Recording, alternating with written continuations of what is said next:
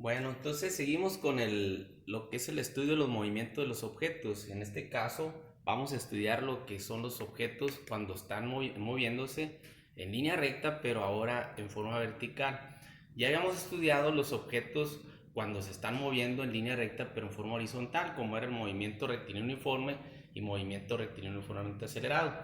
Entonces, aquí vamos a presentar un poquito lo que son las características de los movimientos verticales, como es en el caso de caída libre y el caso de tiro vertical. ¿Por qué lo estudiamos juntos? ¿Por qué lo vamos a estudiar juntos? Porque los dos vamos a ver que vamos a utilizar las mismas expresiones y vamos a tener ciertas consideraciones muy similares. Entonces vamos a empezar con caída libre. Caída libre vendría siendo cuando los objetos tienen caída o movimiento en forma vertical, pero hacia abajo. Esa es una característica. Entonces, cuando hablamos de un objeto en caída libre, tenemos que entender que lo que está experimentando sería la constante de gravedad, sería la gravedad en sí. Muy bien, entonces vamos a tener un ejemplo. Por ejemplo, si tenemos este objeto que vamos a representar la caída libre, entonces vamos a obtener que cuando yo dejo caer este objeto va a tener una cierta movimiento, cierta tendencia de movimiento que es vertical hacia abajo. Entonces si yo lo suelto va a tener vertical hacia abajo. Entonces esa es la tendencia que va a tener este tipo de objetos.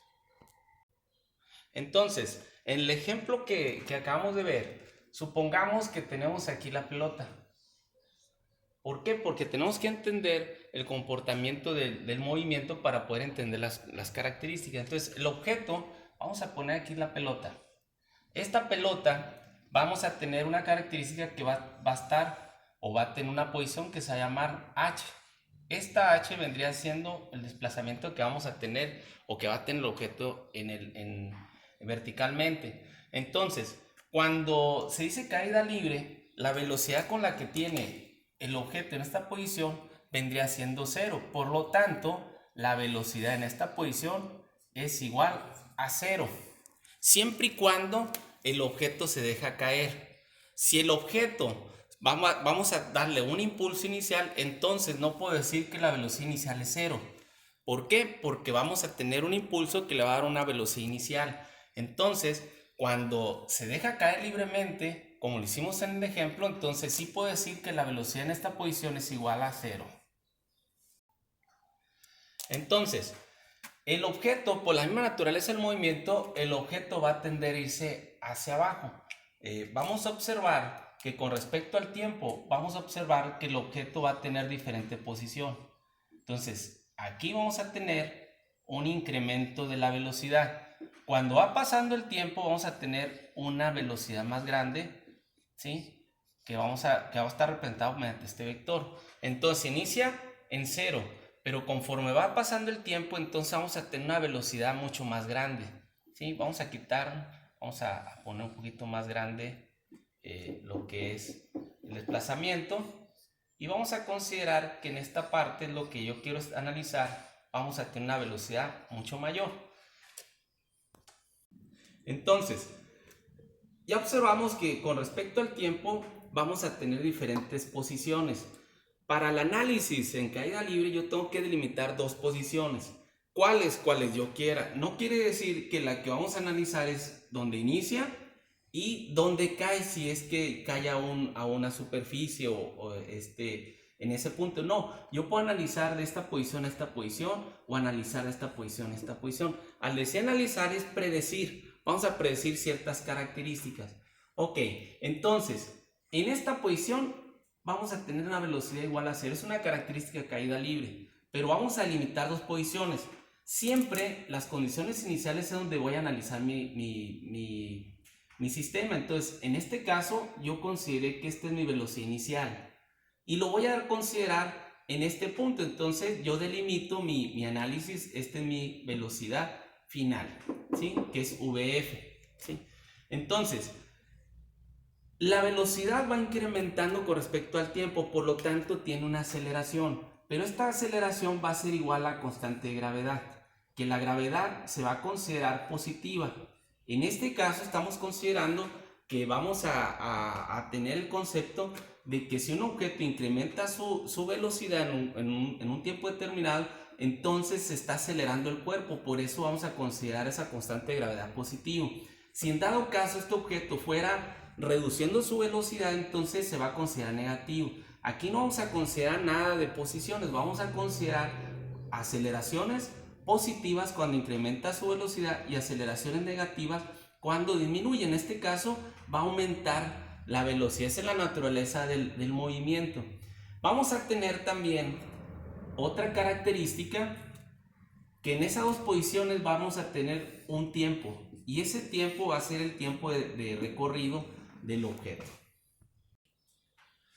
Las constantes de gravedad que estamos manejando son tres, dependiendo de las unidades que manejemos. Tenemos que la constante de gravedad es la que estamos manejando, vendría siendo 980 centímetros por segundo cuadrado, o también 9.81 metros segundo cuadrado, o también 32 pies por segundo cuadrado. ¿Qué constante es la que vamos a utilizar? Depende de la unidad que me interesa representar mis mediciones.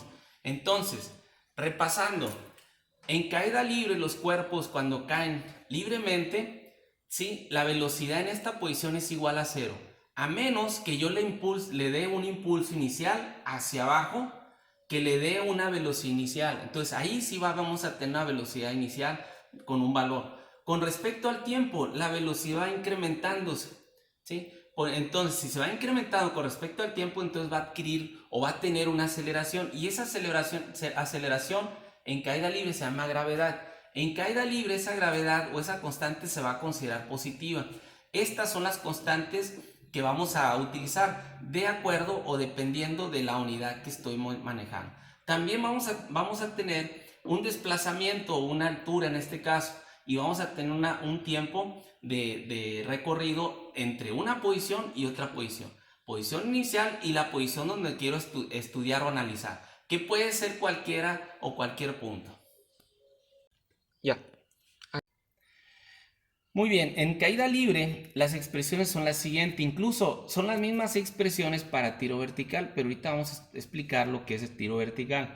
En caída libre vamos a tener que es velocidad final igual a velocidad inicial más la constante de gravedad por el tiempo, o también el desplazamiento en y es igual a velocidad inicial por el tiempo más un medio de la constante de gravedad multiplicado por el tiempo al cuadrado. También tenemos otra que es velocidad final al cuadrado es igual a velocidad inicial al cuadrado más 2 veces gravedad por altura o desplazamiento en y. Tenemos o agregamos una cuarta que es desplazamiento en y o la altura es igual a la sumatoria de velocidad final más velocidad inicial entre 2 que multiplica el tiempo. Debemos saber que el desplazamiento en y es un cambio de posiciones, sería la posición final en y porque es vertical menos la inicial. Esto para poder considerar que la h vendría siendo ese cambio de posiciones.